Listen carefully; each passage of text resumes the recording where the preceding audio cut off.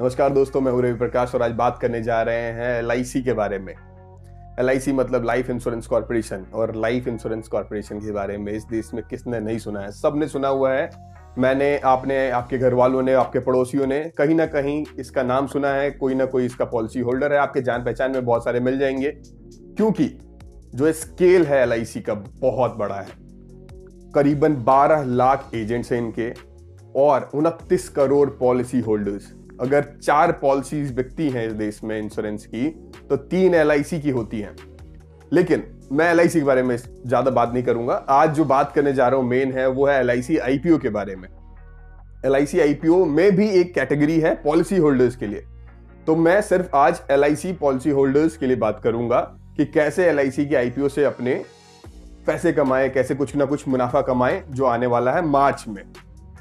जो मेन चीजें आपको समझने वाली हैं इस चीज में वो ये है कि 29 करोड़ पॉलिसी होल्डर्स हैं, उनके लिए जो एलआईसी का आईपीओ आने वाला है उसमें से 10% कोटा उनको अलॉट कर दिया गया है। 5% जो कोटा है इसमें से 31 करोड़ 60 लाख में से, अगर 5% जो कोटा है वो एम्प्लॉइज के लिए भी रिजर्व्ड है। दूसरा इंपॉर्टेंट बात वो ये है कि आपको डिस्काउंट पे मिलेगा।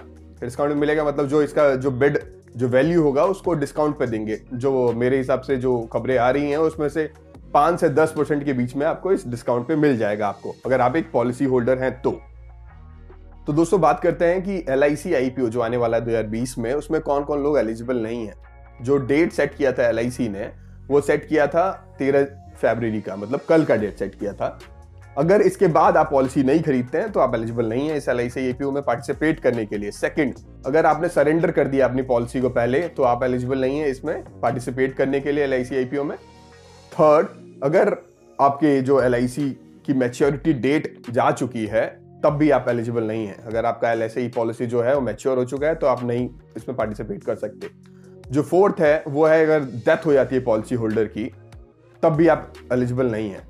तो सबसे पहले मैंने क्या बताया कि जो नए जो पॉलिसी होल्डर्स हैं वो एलिजिबल नहीं है, मतलब जो अगर आपने आज किया है तो आप एलिजिबल नहीं है इस चीज के लिए। सेकंड, डेथ हो चुकी है पॉलिसी होल्डर की, एलिजिबल नहीं है। थर्ड, अगर आपने सरेंडर कर दिया, एलिजिबल नहीं है। फोर्थ, अगर आपके पास जो मैच्योरिटी डेट जा चुकी है तब भी आप एलिजिबल नहीं है। तो सबसे पहले मैंने आपको एक सैड स्टोरी बता दी कि हाँ भैया ये लोग एलिजिबल नहीं है। अब मैं बताता हूँ कौन कौन लोग एलिजिबल हैं। सबसे इंपॉर्टेंट बात जो है वो है लैप्स्ड पॉलिसी जिनकी है वो लोग भी एलिजिबल हैं इस चीज के लिए।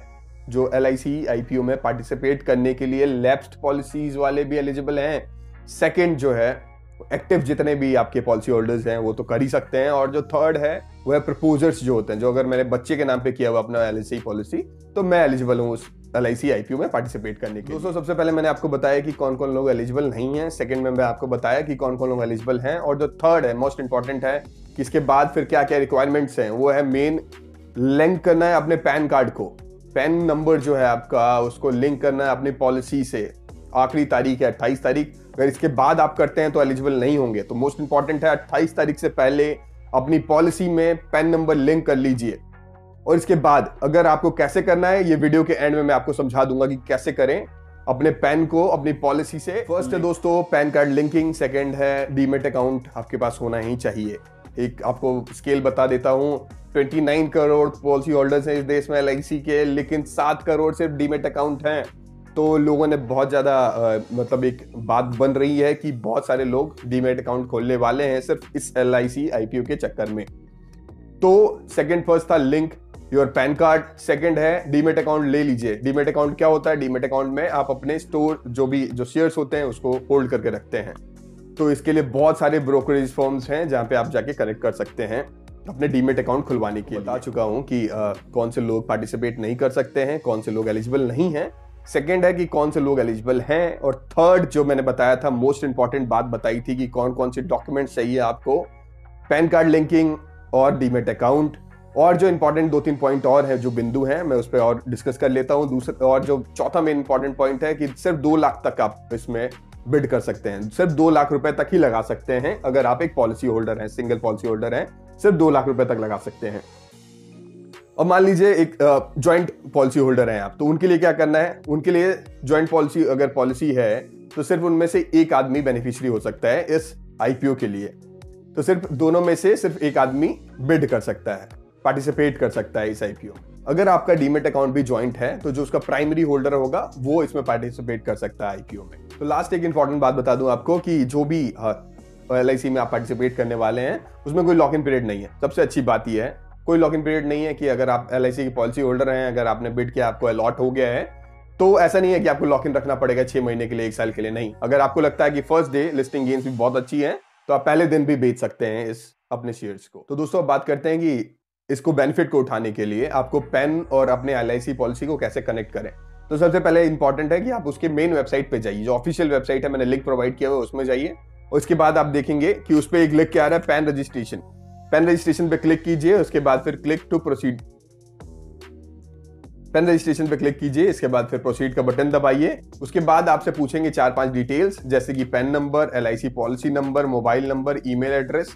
इसके बाद फिर अपना कैप्चा फिल कीजिए, OTP आएगा आपके पास, इसके बाद सबमिट कर दीजिए। तो दोस्तों ये तो था ऑनलाइन ऑप्शन कि अगर आपको खुद करना है तो आप कैसे करें। कुछ लोग जिनको नहीं पता है इस टेक्नोलॉजी के बारे में, जिनको यूज करना नहीं आता है, तो अपने एजेंट को फोन करें, वो आपके लिए करके देगा। तो दोस्तों आज मैंने जो आपको बताया वो सिर्फ और सिर्फ LIC IPO से रिलेटेड था, और उसमें भी स्पेसिफिक सिर्फ आपके पॉलिसी होल्डर्स के लिए था। अगर आपको ये वीडियो अच्छा लगा हो तो लाइक और सब्सक्राइब करें और लोगों को बताएं कि हाँ, क्योंकि 29 करोड़ शेयर होल्डर्स हैं, और लोगों को भी आप शेयर कर सकते हैं, उनको भी बता सकते हैं कि हाँ क्या क्या डॉक्यूमेंट जरूरी हैं, कौन कौन लोग एलिजिबल नहीं हैं, कौन कौन लोग एलिजिबल हैं, और इसके बाद पैन और अपने जो पॉलिसी नंबर है उसको लिंक कैसे किया जाए। बहुत बहुत धन्यवाद वीडियो देखने के लिए।